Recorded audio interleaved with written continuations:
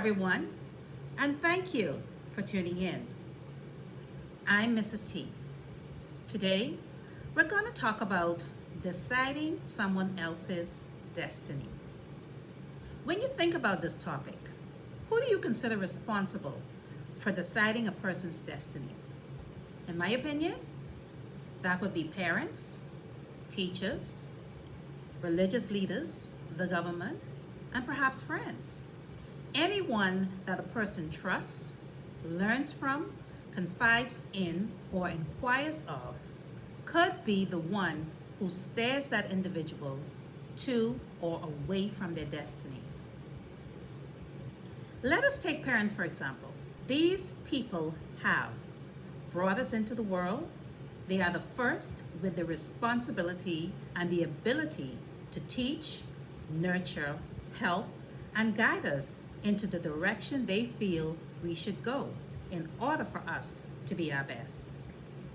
Parents are the first teachers we have in discipline, sharing, inspiring, building confidence, respecting others, caring, loving, and communicating. If parents don't get this right, it could spell disaster for a person getting out into the world.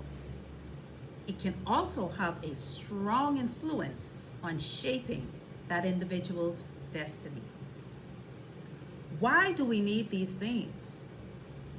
If we are not taught discipline, yeah, just think about it. If we are not taught discipline, how do we know to respect authority or people in general? If you are not taught how to build confidence, share with others, or how to communicate effectively with others, how would you know what to do when you are placed in a certain situation which requires these character traits? Parents who fail to instill these characteristics in their children do them a disservice, and they also put them at a disadvantage.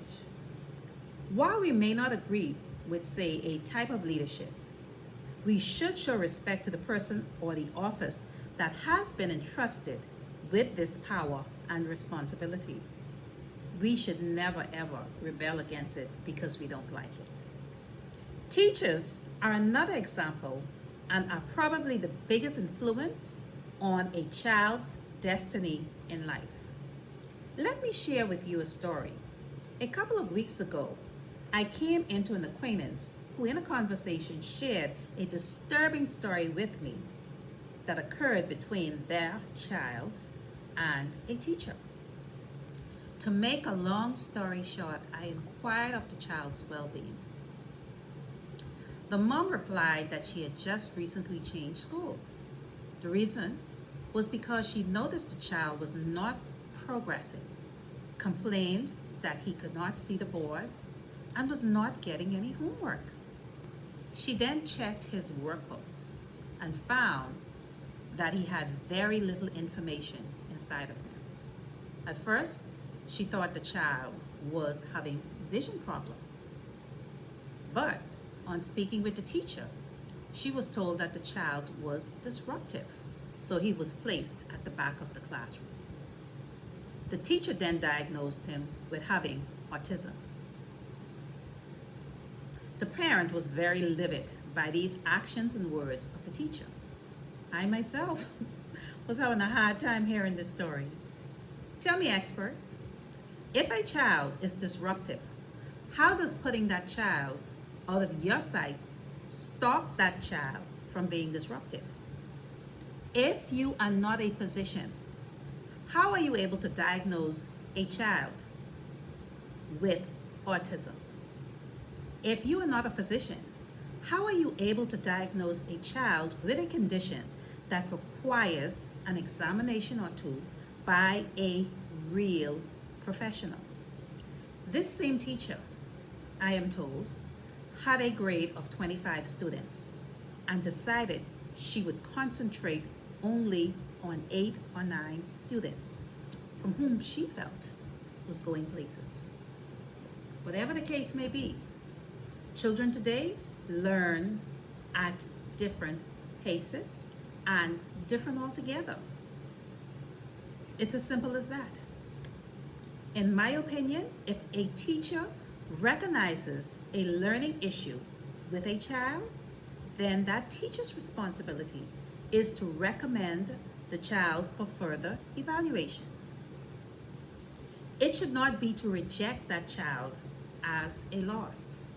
To me, that says the teacher has already decided in her mind that the child is nobody and there is no need for her to waste her time with him. Please bear in mind this child is only 7 years old. How dare this teacher decide on his destiny in life at such an early stage? Thank God his parents, who care about his education, decided to step in before it was too late. My suggestion to parents: pay close attention to who is teaching your child. Get to know your child's teachers. Give them the best education you can and give them honest, effective tools so that they can be productive, positive, and successful individuals in life. Do not leave everything to teachers, pastors, family members, and friends. Your kids are your responsibility. While we may not be equipped to teach our kids everything they need to know, we have a duty to at least ensure or steer them in the right direction so that they can become productive members of society while taking full control of their destinies. Don't just trust that responsibility to anyone. That is very, very dangerous. My final thoughts are: be careful whom you share your thoughts with. Be careful whom you ask for advice. Most people nowadays are not genuine.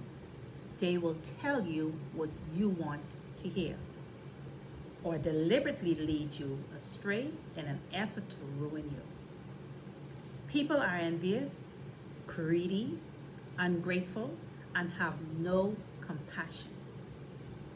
I say keep your enemies and haters close so you know where they are.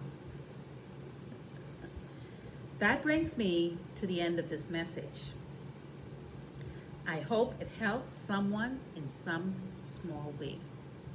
If you have questions, please submit them and a response will be provided at the top of the next message. Please like, follow, and subscribe so you never miss a message that might be destined for your ears. Until next time, remember, everyone has value. Thank you for listening.